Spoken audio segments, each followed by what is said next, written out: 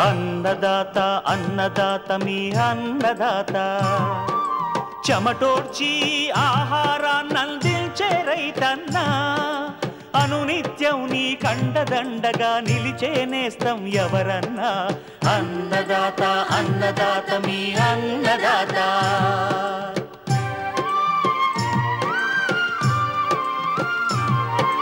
నూతన రీతుల సాగుబడికి నూరింతలు పెరిగే దిగుబడికి సూచనలిచ్చే సస్య రక్షణకు పశు పోషణకి శాస్త్ర విజ్ఞానం అందించి ముందుకు నడిపే తెలుగు రైతు భారతదేశానికి మకుటం అయ్యేలా తీర్చిదిద్దే ఆశయంతో మిమ్ము మేలు కొలిపేది అన్నదాత అన్నదాత అన్నదాత మీ అన్నదాత అన్నదాత అన్నదాత మీ అన్నదాత.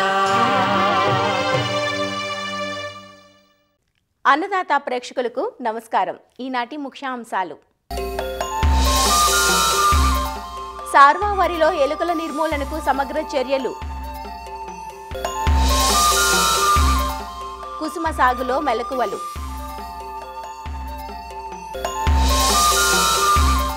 క్యారెట్ సాగులో మెలకువలు,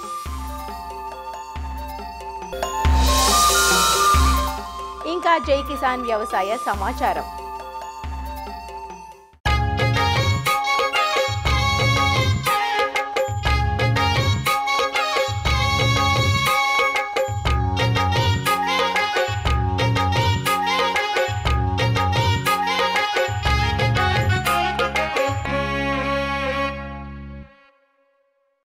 పంటలకు చీడపీడల తర్వాత అదే స్థాయిలో నష్టం కలిగించేవి ఎలుకలు.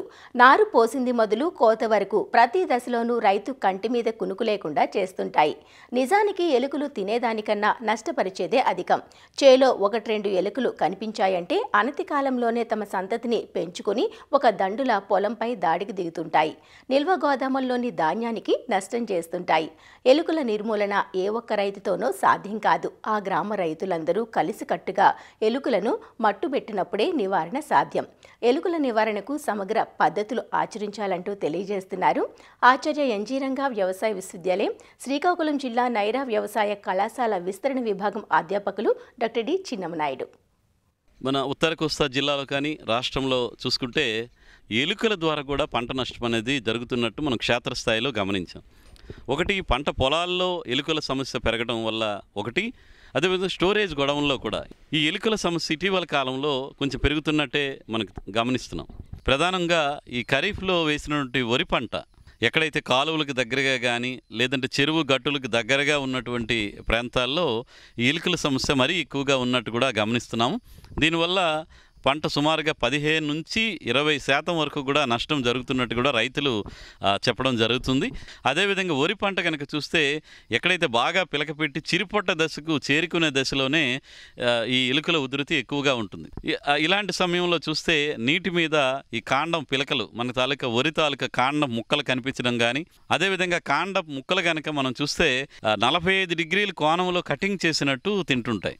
మనకి ఈ దశలో నీరు కూడా ఉంటుంది కాబట్టి నివారణలో భాగంగా ఏంటంటే మీకు ఎలుకలు బాగా తిరుగుతున్నాయి, గట్టుల్లో బొరియలు ఎక్కువ ఉన్నాయి, పొలంలో ఈ నష్టం జరుగుతుంది అనుకుంటే వరి పొలం అయితే కనుక నీటిని ఒకసారి బొరియలు ములిగేటంత వరకు నీరు పెట్టి 1-2 రోజుల నుంచి మళ్ళీ నీటిని తీసేయాల్సిన అవసరం ఉంది. ఈ విధంగా మనం కంట్రోల్ చేసుకోవచ్చు. లేదనుకుంటే కనుక మనకి చిరుపొట్ట దశ నుంచి గింజ నిండే వరకు ఈ 15 రోజుల పాటు కనుక కాంట్రాక్ట్ కనుక ఇస్తే వాళ్ళు ఎలుకల తాలూకా ట్రాప్స్ని పొలం గట్ల మీద పెట్టి ఆ విధంగా కూడా మనకి కొంతవరకు ఈ నష్టాన్ని తగ్గించుకోవడానికి అవకాశం ఉంటుంది. అదేవిధంగా ఇటీవల కాలంలో మనకి మారిటేరు వ్యవసాయ పరిశోధనా కేంద్రం వారు ఎలుకల నివారణలో భాగంగా ఎర్ర తెర పద్ధతి అని చెప్పేసి ఒకటి పరిజ్ఞానాన్ని ఇవ్వటం జరిగింది. దీనివల్ల ఏంటంటే మనకి ఎక్కడైతే ఎలుకలు సంచరిస్తున్నాయని ఉంటుందో చుట్టూ కూడా 2.5 అడుగులు ఎత్తు వచ్చే విధంగా మన పాలిథిన్ షీట్ ఒకటి కట్టేస్తారు చుట్టూని. అక్కడక్కడ కొన్ని ఎలుకలు కనుక పొలంలోకి వస్తే ఆ ప్రాంతాల్లో మాత్రమే లోపలికి ప్రవేశించే విధంగా ఏర్పాటు చేసి అక్కడ లోపల వైపు ట్రాప్ను పెట్టడం అనేది జరుగుతుంది. దీనివల్ల ఎలుకలు ఒకవేళ మన పొలంలోకి ప్రవేశించినా ఎక్కడైతే మనం ట్రాప్ అమర్చి లోపలికి వెళ్ళడానికి అవకాశం ఇస్తామో అక్కడ మాత్రమే సంచరిస్తాయి. లోపలికి వెళ్ళేటప్పుడు లోపల ట్రాప్ ఉంటుంది కాబట్టి ఎలుకల నివారణకు అవకాశం ఉంటుంది. ఇంకోటి 3వ పద్ధతి ఏంటంటే వీలైనంత వరకు రైతులు ఈ వరి పొలం గట్లు చిన్న గట్లు తయారు చేసుకోవడం అనేది ఒక పద్ధతి. లేదు పెద్ద గట్లు ఉన్నాయి, అక్కడ ఎలుకలు ఎక్కువగా సంచరిస్తాయి అనుకుంటే అక్కడ మనం పొగ పెట్టే పద్ధతి, బర్రో ఫ్యూమిగేటర్ అని యంత్రం ఉంటుంది. దాన్ని కనుక తిప్పితే ఆ నిప్పు అంటుకొని తడిగడ్డి పొగ వస్తుంది. ఆ పొగ ఈ గట్టులో ఉండేటువంటి బొరియల్లోకి వెళ్ళే విధంగా మనం ఏర్పాటు చేసుకొని పొగను కనుక బొరియల్లోకి పంపిస్తే లోపల ఉన్నటువంటి ఎలుకలన్నీ కూడా ఈ పొగ తాలూకా ప్రభావానికి లోపలే చనిపోవడం అనేది జరుగుతుంది. మన రసాయన పద్ధతుల్లోకి వచ్చేసరికల్లా మనం ఎక్కువగా ఎలుకల నివారణకి బ్రోమోడైలిన్, అదేవిధంగా జింక్ ఫాస్ఫైడ్ 2 రకాలైనటువంటి మందులు దొరికితే ఈ ఎలుకల నివారణ భాగంగా సామూహికంగా చేయాలి. ఒక ప్రాంతంలో 50 ఎకరాలు 100 ఎకరాలు ఉందనుకుంటే ఆ ప్రాంతం రైతులందరూ ఒకేసారి అనుకొని ఈ బ్రోమోడైలిన్ మందుతో విషపు ఎర తయారు చేసి కమ్యూనిటీ పరంగా యాక్షన్ తీసుకోవాల్సిన అవసరం ఉంటుంది. 1 కేజీ విషపు ఎర తయారు చేయాలనుకుంటే 960 గ్రాముల నూకలు, వరి నూకలు, ఒక 20 గ్రాములు నువ్వుల నూనె కానీ లేదు వేరుశనగ నూనె, 20 గ్రాములు బ్రోమోడైలిన్ మందు. ముందుగా నూకలకి నూనె పట్టించేస్తాము, తర్వాత బ్రోమోడైలిన్ మందు పెట్టేస్తాము. దాన్ని ప్రతి దగ్గర కూడా ఎక్కడైతే ఎలుకలు బాగా సంచరిస్తున్నాయో ఆ గట్ల అంచుల వెంబడి ప్రతి 20 మీటర్లకు ఒక దగ్గర 20 నుంచి 30 గ్రాముల ఈ బ్రోమోడైలిన్ విషపు ఎరని పెట్టుకుంటే ఎలుకలు అవి తిని మనకి చనిపోయేటువంటి అవకాశం ఉంటుంది. అదేవిధంగా ఈ బ్రోమోడైలిన్ మందు పెట్టాలంటే మనకి వర్షాకాలంలో వర్షాలు పడిపోయి ఒకసారి మందు కరిగిపోయే అవకాశం ఉంటుంది. కాబట్టి దీనికోసం ఏంటంటే పెర్మనెంట్ బెయిట్ స్టేషన్స్ అంటారు. అంటే ఏ విధంగా అంటే మనం సిమెంట్ పైపు ఒక 4 అంగుళాలు వెడల్పు ఉన్నటువంటి సిమెంట్ పైపు కానీ లేదంటే ప్లాస్టిక్ పైప్స్, ఇరిగేషన్ పైప్స్ కానీ తీసుకుని అది 1 అడుగున్నర వచ్చే విధంగా కటింగ్ చేసి మధ్యలో రంధ్రం చేసి ఆ పైపులోని మనం ఈ బ్రోమోడైలిన్ ఏదైతే తయారు చేసుకున్న విషపు ఎర మందు ఉంటుందో లోపల పెట్టి దానిపైన ఏదైనా మూతలాగా పెట్టేస్తాం. ఈ విధంగా కానీ లేదంటే కొబ్బరి చిప్పలు పైన ఒకటి కిందన ఒకటి పెట్టి అక్కడక్కడ మీరు పొలంలో కూడా ఈ బ్రోమోడైలిన్ విషపు ఎరని పెట్టుకోవచ్చు. ఈ చెరుకు రైతులు, వరి రైతులు, వేరుశనగ రైతులు ఎవరైనా కానీ ఈ మందు మిశ్రాన్ని పెట్టుకోవచ్చు. అదేవిధంగా స్టోరేజ్ గొడవల్లో కూడా ఉండేటప్పుడు కూడా ఈ బ్రోమోడైలిన్ విషపు ఎరని అనేది పెట్టుకోవడం అనేది చేయొచ్చు. అదేవిధంగా ఒక 20 లీటర్ల బకెట్లో నీరు సగానికి నింపి మనం గొడవంలో కనుక ఎక్కడైతే నెట్లు వేస్తామో నెట్లు పక్కన కనుక బకెట్లు పెడితే ఈ ఎలుకలు సంచరించేటప్పుడు బస్తాల మీద నుంచి ఒక నెట్టు నుంచి ఇంకొక నెట్టుకి ఎగిరేటప్పుడు అందులో పడిపోయేటువంటి అవకాశం ఉంటుంది. కాబట్టి అలాంటి వాటిని పెట్టుకోవడం, ఈ ఎలుకలను పట్టేటువంటి బోన్లు కూడా ఇప్పుడు అందుబాటులో ఉన్నాయి, వాటిని పెట్టుకోవచ్చు. ప్రత్యేకించి ఇళ్లల్లో కానీ మనం మనుషులు సంచరించేటువంటి ప్రాంతాలు ఏవైనా ఉంటాయి కనుక ఎలుకల తాలూకా జిగురు అట్టలు అంటాం. ఇప్పుడు స్టిక్కీ ట్రాప్స్ అని చెప్పేసి దొరుకుతున్నాయి, ర్యాట్ ట్రాప్స్ అని మనకి దొరుకుతున్నాయి. అవి పెద్దవి పెట్టుకుంటే దగ్గర 80 నుంచి 160 రూపాయలు ఉంటాయి. అవి ఒకసారి కనుక పెట్టామంటే వారం రోజుల పాటు పనిచేస్తుంది. కనీసం ఒక 10-15 ఎలుకలు అందులో అతుక్కుంటాయి. ఎలుక చనిపోదు, కాకపోతే కదల లేకుండా అయిపోతుంది. కాబట్టి ఎక్కడైనా ఇళ్లల్లో కానీ లేకపోతే ఈ స్టోరేజ్ గొడవల్లో కానీ ఎక్కడ ఇంటర్నల్గా మనం లోపల పెడితే అక్కడ ఈ జిగురు అట్టలు, ర్యాట్ ట్రాప్స్ని కూడా వాడుకొని కూడా మనకి కంప్యూటర్ ల్యాబ్స్ ఎక్కడైనా ఉంటే అక్కడ పెట్టేటప్పుడు ఈ జిగురు అట్టలను కనుక పెట్టుకుంటే అక్కడ కూడా ఎలుకలు బాగానే నివారణ జరుగుతుంది.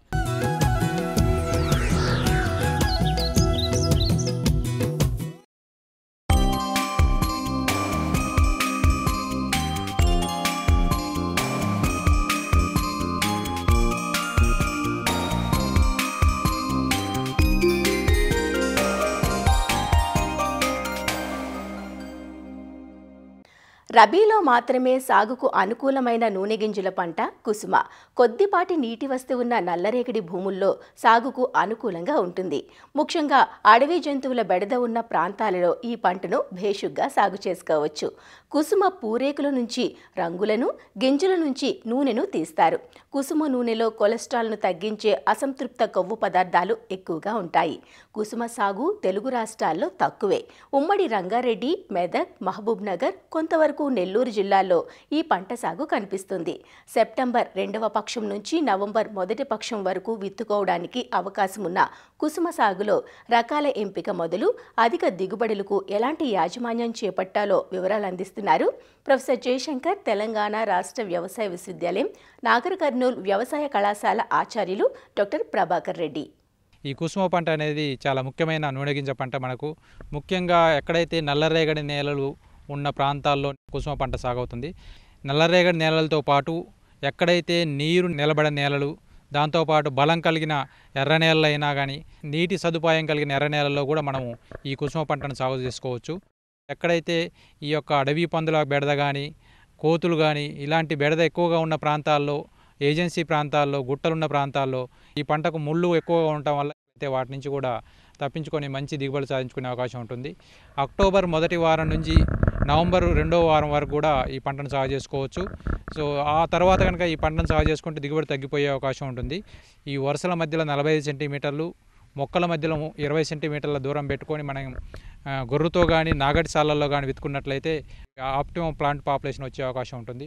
మనకి అనుకూలమైన రకాలు కనుక చూసినట్లయితే TSF1 అనే రకము తెల్ల గింజ నువ్వు రకము.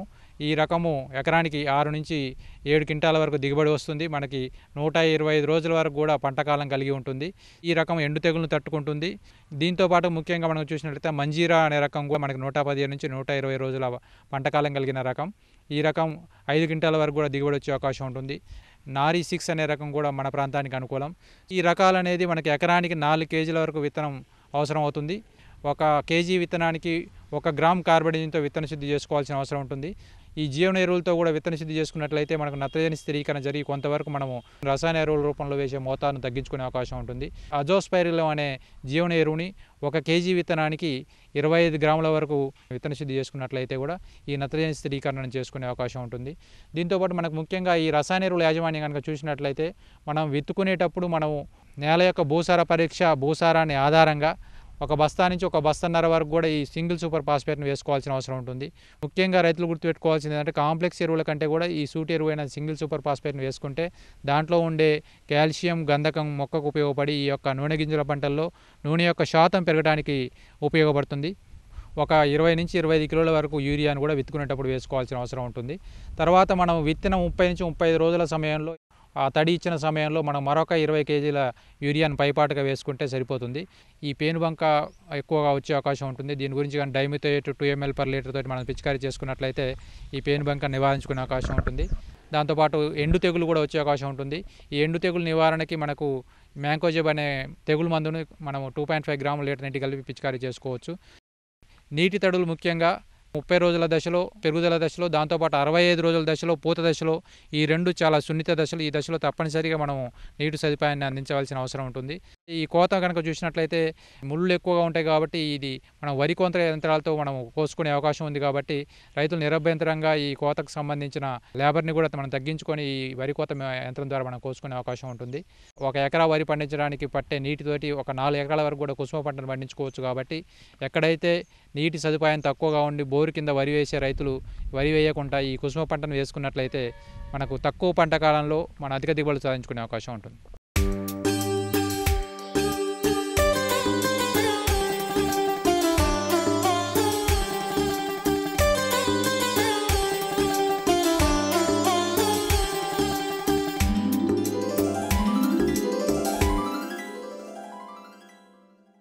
విటమిన్ ఏ పుష్కలంగా ఉండి శీతాకాలంలో ఎక్కువగా సాగయ్యే దుంప పంట క్యారెట్.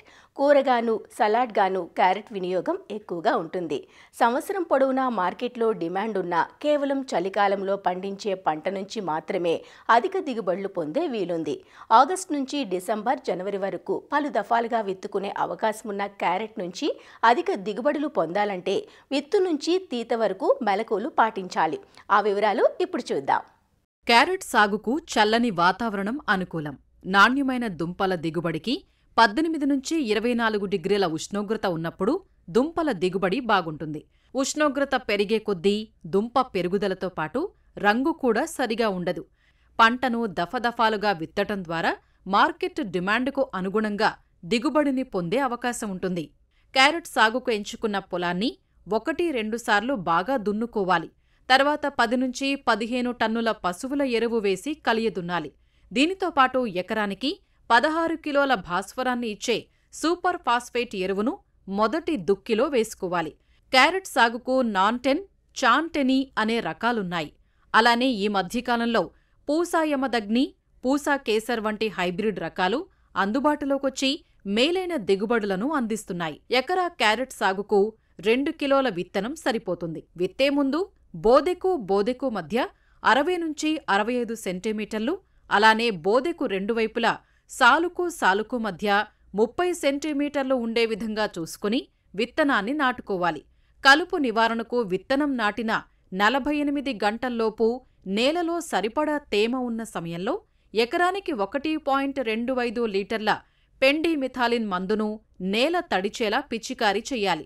పంట మొలిచిన తర్వాత కలుపు వస్తే 15 నుంచి 20 రోజుల మధ్యలో ఎకరానికి 300 గ్రాములు మెట్రిబుజిన్ మందును 200 లీటర్ల నీటికి కలిపి పిచికారీ చేస్తే క్యారెట్ పంటకు ఎలాంటి నష్టం లేకుండా కలుపును నివారించుకోవచ్చు. క్యారెట్ను విత్తిన 10 నుంచి 15 రోజుల తర్వాత థిన్నింగ్ చేసుకోవాలి. మొక్కకి మధ్య 5 నుంచి 10 సెంటీమీటర్లు ఉండేలా కుదురుకు ఒక మొక్క చొప్పున ఉంచి ఒత్తుగా ఉన్న మొక్కలను పలుచన చెయ్యాలి. ఇలా చేయటం వల్ల దుంప ఊరుదల బాగుంటుంది. ఎకరానికి 20 కిలోల నత్రజని, 20 కిలోల పొటాష్నిచ్చే ఎరువులను 3 దఫాలుగా నాటిన 20 నుంచి 30 రోజులకు మొదటిసారి, 45 రోజులకు రెండవసారి, 60 రోజులకు మూడవసారి వేసుకోవాలి. నీటి యాజమాన్యం ఈ పంటకు కీలకం. నేలను బట్టి, వాతావరణ పరిస్థితులను బట్టి 7 నుంచి 10 రోజుల వ్యవధిలో తడులందించాలి. నీరు ఎక్కువైతే దుంపకుళ్ళు ఆశించే ప్రమాదం ఉంటుంది. అందువల్ల తడులను అవసరాన్ని బట్టి అందించాలి. ఈ మధ్యకాలంలో చాలామంది రైతులు పారకం పద్ధతిని వదిలి సూక్ష్మసేద్య పద్ధతులను ఆచరిస్తున్నారు. దీంతో నీటి వృధా తగ్గుతుంది. క్యారెట్ పంటకు ప్రధాన నష్టం కలిగించేది దుంపకుళ్ళు. దుంపకుళ్ళు రస్ట్ ఫ్లై అనే ఈగ కారణంగా ఆశిస్తుంది. తల్లి పురుగులు భూమి మీద గ్రుడ్లు పెడతాయి. గ్రుడ్ల నుంచి వచ్చిన పిల్ల పురుగులు దుంప పెరిగే దశలో కాండం తొలుచుకుని దుంపలోకి ప్రవేశించి రంధ్రాలు చేస్తాయి. పైనుంచి పంటను గమనిస్తే ముదురాకులు వడలిపోవటం, క్రొత్తగా వచ్చే ఆకులు తెలుపు రంగులో ఉండి వడలిపోయి ఉండడం కనిపిస్తుంది. ఈ లక్షణాలను గమనించినప్పుడు దుంపలను పీకి చూసినట్లయితే అవి కుళ్ళిపోయి కనిపిస్తాయి. నివారణకు లీటరు నీటికి 2 మిల్లీలీటర్ల మలాథియాన్ కలిపి పిచికారీ చెయ్యాలి. క్యారెట్ విత్తిన 90 నుంచి 100 రోజులకు పంట కోతకు వస్తుంది. దుంప త్రవ్వకం ఆలస్యమయ్యే కొద్దీ పీచు ఎక్కువై నాణ్యత తగ్గిపోతుంది. కోత చేసే ముందు పంటకు తడిచ్చి మొక్కలను పీకాలి. దుంపలను నీళ్లల్లో కడిగి ఆరబెట్టి మార్కెట్టు చేసుకోవాలి. అన్ని యాజమాన్య పద్ధతులు పాటిస్తే ఎకరాకు 8 నుంచి 12 టన్నుల వరకు దిగుబడిని పొందవచ్చు.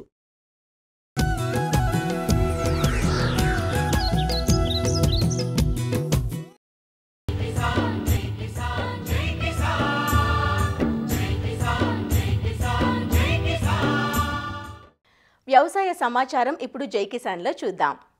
కంది పంటలో దిగుబడుల తగ్గుదలకు ప్రధాన కారణంగా ఉంటోంది స్టెరిలిటీ మొజాయిక్ తెగులు. వెర్రి తెగులుగా పిలువబడుతున్న ఈ వ్యాధి వైరస్ కారణంగా వస్తుంది. దీనివల్ల మొక్కల్లో పెరుగుదల నిలిచిపోయి దిగుబడులు రాని పరిస్థితి. ఈ నేపథ్యంలో ఈ వ్యాధి నివారణకు తెలంగాణలోని సంగారెడ్డి జిల్లా పటాన్చెరు పరిధిలోని ఇక్రిసాట్ శాస్త్రవేత్తలు పలు పరిశోధనలు చేసి వైరస్ తట్టుకునే జన్యువును రూపొందించారు. ఈ జన్యువును మేలైన కంది రకాల్లోకి చొప్పించి నూతన రకాలను రూపొందించేందుకు ప్రయత్నాలు జరుగుతున్నట్లు చెబుతున్న ఇక్రిసాట్ శాస్త్రవేత్తలతో ఈటీవీ ప్రతినిధి రామకృష్ణ ముఖాముఖి ఇప్పుడు చూద్దాం. ఇక్రిసాట్లో కంది పంటకు సంబంధించినటువంటి ఎస్ఎండి జీన్ కనుగొన్నారు ఈ శాస్త్రవేత్తలు. రైతులకు ఉపయోగపడే విధంగా జన్యు లోపాలను అధిగమించే విధంగా కూడా ఈ జీన్ అయితే అందుబాటులోకి తీసుకొచ్చారు. దానికి సంబంధించిన శాస్త్రవేత్త నరేష్ మనతో ఉన్నారు. దాని గురించి పూర్తి వివరాలు తెలుసుకుందాం. సార్, ఏంటి ఈ జన్యు ఎస్ఎండి ఏంటి, ఈ జన్యు సంబంధించినటువంటి వివరాలు ఏంటి, మొత్తం దీన్ని కనుగొనడానికి ఎంత సమయం పట్టింది? ఈ ఎస్ఎండి అంటే స్టెరిలిటీ మొజాయిక్ డిసీజ్. ఇది వైరస్ వల్ల వస్తుంది. ఇది కనుక వచ్చిందనుకోండి, నార్మల్గా చెట్లు కాతకు రావన్నమాట. రాకపోవడం వల్ల మొత్తం ఈల్డ్ అనేది రాదు, 0% ఈల్డ్ వస్తుంది. సో దీన్ని అధిగమించడానికి మనము ఇక్రిసాట్ శాస్త్రవేత్తలందరూ దీనికి కారణమైన రెసిస్టెంట్ జీన్ అనేది కనుక్కున్నారనమాట. నార్మల్గా ఏం చేశామంటే ఫస్ట్ మనం ఆశా అనే ఒక వెరైటీ, అది మెగా వెరైటీ, దాని ఒక బ్రీడింగ్ పాపులేషన్ అనేది డెవలప్ చేసి దాన్ని మనము డిసీజ్ నర్సరీలో స్క్రీనింగ్ చేసి దానికి కారణమైన ఒక 15 ససెప్టబుల్ అండ్ రెసిస్టెంట్ వెరైటీస్ యొక్క జీన్స్ తీసుకొని దాన్ని పూలింగ్ చేసి సీక్వెన్స్ చేసి దాన్ని డాక్టర్ మనీష్ పాండే టీం వాళ్ళు దాన్ని మనకు రెసిస్టెంట్ జీన్ కనుక్కున్నారనమాట. అది కనుక్కోవడం వల్ల దాన్ని ఏం చేస్తారంటే, ఇండియాలో చాలా పిజన్ పీ రకాలు ఉన్నాయి, ఇప్పుడు మీడియం డ్యూరేషన్లో ఉన్నాయి. కాకపోతే దాని యొక్క ఈ ఎస్ఎండి అనే ఒక రోగం వచ్చిందనుకోండి, ఏమవుతుంది అంటే మొత్తం గ్రీన్గా వచ్చేసి 0 ఈల్డ్ అనేది వస్తుంది. సో అది మనం ఈ రెసిస్టెంట్ జీన్ మనం దాని యొక్క క్రాస్ చేసి కొత్త వంగడాలు డెవలప్ చేస్తాం అనుకోండి, ఈల్డ్ అనేది ఇంక్రీజ్ అవుతుంది, ఈ డిసీజ్ రెసిస్టెన్స్ వస్తుంది. సో మనకి ఈ రెసిస్టెన్స్ వెరైటీస్ డెవలప్ చేయడం అనేది చాలా ఇంపార్టెంట్ ఈ డిసీజ్ అనేది, ఎస్ఎండి స్టెరిలిటీ మొజాయిక్ డిసీజ్. దాదాపు 4 రాష్ట్రాల్లో కూడా దీనిపైన పరిశోధన చేసినట్టు కూడా చెప్తా ఉన్నారు. జన్యు లోపాలు వచ్చినప్పుడు రైతులు దీన్ని ఎలా గుర్తించాలి, దానిని అధిగమించడానికి రైతులు ఎలాంటి జాగ్రత్తలు తీసుకోవాలి? ఈ ఎస్ఎండి అనే రోగం వచ్చినప్పుడు ఏంటంటే నార్మల్గా వైరస్ వల్ల వస్తుందండి. వైరస్ వల్ల మైట్స్ అనే దాని వల్ల ఇది ట్రాన్స్ఫర్ అవుతుంది. సో మనం దీన్ని ఏం చేయాలంటే ఆకుల మధ్యలో పచ్చ కలర్ వస్తుంది అనమాట, డిస్కలరేషన్ అవుతుంది. దాన్ని మనము చెట్లను రిమూవ్ చేసి ఒక కవర్లో పెట్టి రిమూవ్ చేయాలి, వేరే దానికి తగిలించకుండా. మన చెట్లని జాగ్రత్తగా పీకి వేరే చోటుకు తీసుకొచ్చి తగలకుండా దాన్ని తగలబెట్టాలన్నమాట. చాలా జాగ్రత్త, 1-2 ఉన్నప్పుడు తీసేసాం అనుకోండి, ఇది మనకు ఎక్కువ స్ప్రెడ్ కాదనమాట. సో దాన్ని మనము ముందుగానే గుర్తించవచ్చు. ఇది ఓన్లీ మనకు చెట్లు కాతక రానివి ఏవైతే ఉన్నాయో ఈజీగా ఐడెంటిఫై చేయడానికి మనకు వీలు ఉంటుంది. ఈ జన్యు లోపాలు ఉన్న ఎస్ఎండి జన్యు ఏదైతే ఉందో దాన్ని పరిష్కరించడానికి, అలాగే మీరు గుర్తించి దాన్ని అధిగమించడానికి ఎంత సమయం పట్టింది? మనకి ఇది డెవలప్ చేయడానికి 2 సంవత్సరాల కాల వ్యవధి పట్టిందండి. సార్ మీరు చెప్పండి, మీరు ఒక దీంట్లో విత్తన డెవలపర్గా ఉన్నారు, ఈ జన్యు సంబంధించినటువంటి వివరాలు చెప్పమంటే. ఈ డిసీజే ఒక పెద్ద బాగా ఈ క్రాప్కి ఇండియాలో 30-40% లాస్ ఉంది ఇది నుంచి. ఒక్కసారి వస్తే ఇది కంట్రోల్ చాలా డిఫికల్ట్ ఉంటుంది యాక్చువల్లీ. అందుకోసమే our team develop that particular gene for controlling the disease register. Now what we are doing with that gene is we are transferring that particular gene to other allied cultivars or the mega varieties which we are in India, and we want to make them resistant cultivar deliverable to the farmers within a shortest period of time. Okay, కొత్తగా ఇంకేమైనా ఈ కంది పంటలో మన ఇక్రిసాట్లో ఇంకేమైనా varieties అందుబాటులోకి తేనున్నారు? ఇంకా hybrid డెవలప్మెంట్లో ఉంది, and early maturing pigeon pea varieties ఉన్నాయి, and water logging tolerant varieties కూడా డెవలప్లో ఉంది ఇప్పుడు. అంటే ఇప్పుడు రైతులకి అందించడానికి ఏమైనా కందికి సంబంధించినటువంటి వెరైటీస్ అందుబాటులో ఉన్నాయా? లేకపోతే ఇప్పుడు మీరు కొత్తగా కనుగొంటున్న ఈ కంది వెరైటీస్ ఎప్పటికి అందుబాటులోకి వచ్చే అవకాశం ఉంటుంది? ఇంకా ఇది 2 years పడుతుంది ఇది కంది ఫార్మర్స్ ఫీల్డ్ రావాలంటే. ఇది మొత్తంగా చూసుకోవచ్చు. ఏదైతే ఆకు మచ్చ తెగులు, సాధారణంగా ఆకు మచ్చ తెగులు అంటాం, దాంట్లో కూడా జన్యువులు అంటే ఒక పరిమాణంలో మైక్రోస్కోప్కి కనిపించేటువంటి అణువును ఉన్న ఈ బాక్టీరియాలు కావచ్చు, అలాగే జన్యు లోపాలు కావచ్చు, ఈ శాస్త్రవేత్తలు అయితే మాత్రం దానిని నివారించి రైతులకైతే లాభం చేకూర్చే విధంగా అయితే కృషి చేస్తున్నారు. కెమెరామెన్ మోహన్తో రామకృష్ణ, ఈటీవీ న్యూస్, సంగారెడ్డి జిల్లా ఇక్రిసాట్ నుంచి. కర్నూలు జిల్లా ఎమ్మిగనూరులో ఉల్లి కొనుగోలు కేంద్రాన్ని ఇన్ఛార్జ్ కలెక్టర్ నవ్య ప్రారంభించారు. జిల్లా పశ్చిమ ప్రాంతంలోని ఎమ్మిగనూరు, గోనెగండ్ల, పెద్ద కడబూరు, దేవనకొండ, కొసిగి మండలాల ఉల్లి రైతులకు ఎమ్మిగనూరు కేంద్రం దగ్గరవుతుంది. కర్నూలు మార్కెట్లో కొనుగోలు కేంద్రం ఉన్నప్పటికీ రవాణా భారం, కొనుగోలు ఆలస్యంతో రైతులు ఇబ్బందులు పడుతున్న పరిస్థితుల్లో ఎమ్మిగనూరు మార్కెట్లో ఉల్లి కొనుగోలు కేంద్రం ఏర్పాటు చేసినట్లు అధికారులు చెబుతున్నారు. కేంద్రం ఏర్పాటుపై రైతులు సంతోషం వ్యక్తం చేస్తున్నారు. 100 ప్యాకెట్లు గ్రేడింగ్ చేసుకొచ్చినా 200 వేసుకొచ్చిన, ఇంకో 100 ప్యాకెట్లు చేనులోనే కులిపోయినాయి. వర్షంకి అన్నీ కులిపోయినవి ఏరుకొనే తెచ్చిన. ఎకరా 30 సెంట్లోనే 300 ప్యాకెట్లు పడినది. దిగుబడి బాగా వచ్చింది, రేట్లు అయితే డౌన్ అయింది. ఇప్పుడు గవర్నమెంట్ తీసుకుంటుంది అంటున్నావు కదా, ఏదో ఇప్పుడు 500కి 600 కోసి కానీ గవర్నమెంట్ తీసుకునేది కొద్దిగా ఆదుకున్నట్లేదు. 100-200 రాస్తున్నారు. కాకపోతే మాకు గవర్నమెంట్ కొనడం వల్ల కొంచెం మాకు పర్వాలేదు, పెట్టుబడి కాటికన్నా అడ్జస్ట్ అవుతుంది. మరిన్ని విభిన్న అంశాలతో రేపటి అన్నదాతలో మళ్ళీ కలుసుకుందాం. నమస్కారం. అన్నదాతలు తమ సందేహాలు, సమస్యలను 1800-425-4085 టోల్ ఫ్రీ నంబర్లో ఉదయం 10 నుంచి 11 గంటల మధ్య పని దినాలలో సంప్రదించగలరు. ఈ కార్యక్రమాన్ని యూట్యూబ్లో www.youtube.com/annadata ETV లింక్ ద్వారా వీక్షించవచ్చు.